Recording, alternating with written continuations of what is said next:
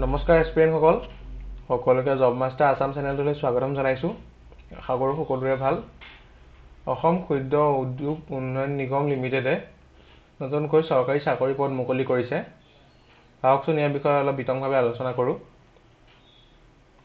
Assam small industry development corporation limited চমুকৈ ASIDCয়ে এটা manager পদ মুকলি কৰিছে।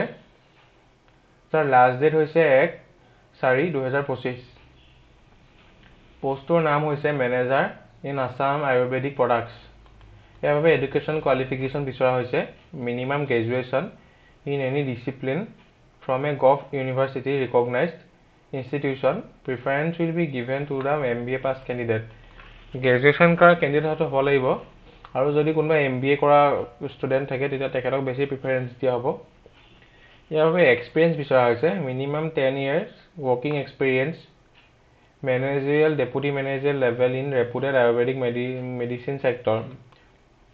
মিনিমাম 10 বছৰ বা তাতোধিক সময় মেনেজাৰ ৰেংকৰ পোষ্টত আপুনি কাম কৰা এক্সপিৰিয়েঞ্চ থকা হ'ব লাগিব।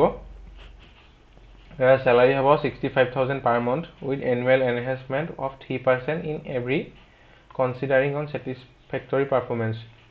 3% প্ৰতি বছৰে আপোনাৰ ইনক্ৰিমেণ্ট বাঢ়িব আৰু 65,000 চেলাৰী প্ৰতি মাহে পাব। ইয়াৰ এজ লিমিট দিছে 50 years মেক্সিমাম হয়, আৰু এজ ৰিলেক্সেশ্যন দিয়া হোৱা নাই। এপ্লিকেশ্যন ষ্টাৰ্ট ডেট হ'ব 12 মাৰ্চ 2025 পৰা। লাষ্ট ডেট হৈছে 1 এপ্ৰিল 2025। এপ্লিকেশ্যন ফিজ নীল, ইয়াত কোনো ধৰণৰ এপ্লিকেশ্যন ফিজ নাই। How to apply ASIDC Guwahati recruitment. ASIDC ৰিক্ৰুইটমেণ্টৰ বাবে কি প্ৰচেছ ফ'ল' কৰিব লাগিব। Interested and eligible candidate may download the application form from the official website of ASIDC and send the field application along with self-attached copies of certificates in support of educational qualifications, experience, age, caste, permanent residence, along with recent passport size photograph to the Managing Director ASIDC by 1/4/2025। যিখন candidate interested হয় তেখেতলোকে ইয়াত এখন application form দিয়া হৈছে, এখন feel কৰি নিজে এটেচ কৰি লগত passport size photograph, caste certificate, matriculation certificate, degree certificate গোটেইখিনি তলত দিয়া এই এড্ৰেছটোলৈ পঠাব লাগিব আপোনালোকে এনভেলপত। এই অনলাইন এপ্লিকেশ্যন ফৰ্মখন মই আপোনালোকক দেখাই দিছোঁ। এইখন হৈছে ইয়াৰ ৰিক্ৰুইটমেণ্ট নটিছখন।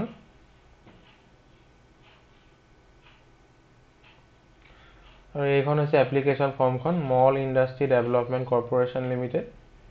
এইখিনি আপোনালোকে HSLC ডিটেইলছখিনি দিব লাগিব, ফাদাৰ নেম দিব লাগিব, mother name, gender, date of birth, age, nationality, category OBC নে SC ST জেনেৰেল কোনটো হয়, তাৰপিছত এক্সামত কিমান ৰেংক পাইছিলে, পাৰ্চেণ্টেজ কিমান, কেতিয়া পাছ কৰিছিল, ডিউৰেশ্যন কিমান, কোনখন ইউনিভাৰ্চিটিৰ পৰা পাছ কৰিছিল, কি কি ছাবজেক্ট আছিল সেইখিনি ইয়াত ফিল কৰিব লাগিব।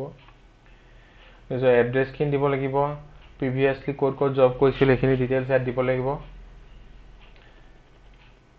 গোটেই ডিটেইলছখিনি শুদ্ধ। আপুনি UPSC APSC দিছে নেকি ইয়াত দিলে ইয়েছ দিব, নিদিলে ন' দিব। গোটেইখিনি ডিটেইলছ ইয়াত চেল্ফ ডিক্লেৰেশ্যন দিব লাগিব আপুনি। এইখনেই আছিলে ইয়াৰ এপ্লিকেশ্যন ফৰ্মখন। এইখন আপোনালোকে ভালকৈ চাই পেলাই ফিল আপ কৰিব। যদি কিবা নোৱাৰে তেন্তে মোক কমেণ্ট বক্সত কমেণ্ট কৰিব, মই আপোনালোকক কৈ দিম। ইমানখিনি আছিলে অসম ক্ষুদ্ৰ উদ্যোগ নিগম লিমিটেডত ওলোৱা মেনেজাৰ পদটোৰ বিষয়ে। যদি ভিডিঅ'টো চাই ভাল পালে তেন্তে লাইক কৰিব আৰু লগৰ বন্ধু বান্ধৱীৰ সৈতে শ্বেয়াৰ কৰিবলৈ নাপাহৰিব। ধন্যবাদ।